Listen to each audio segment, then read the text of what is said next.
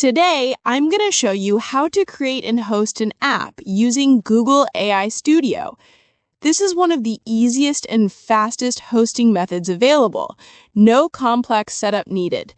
If you're genuinely interested in hosting your app, make sure you watch till the end, because this will save you a lot of time and effort.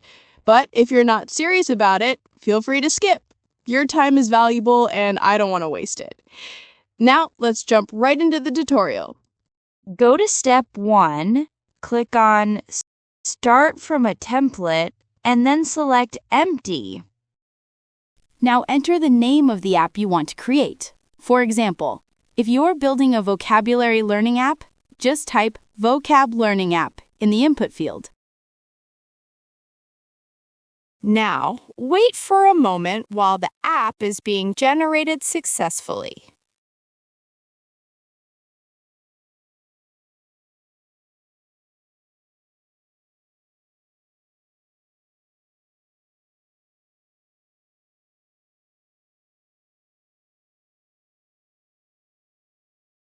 Now you can see that the app has been successfully generated.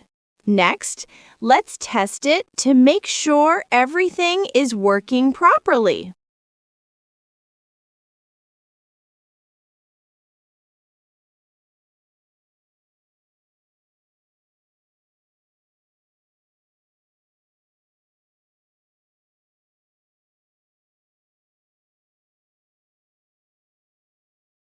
As you can see, the app is working perfectly. Now it's time to deploy it.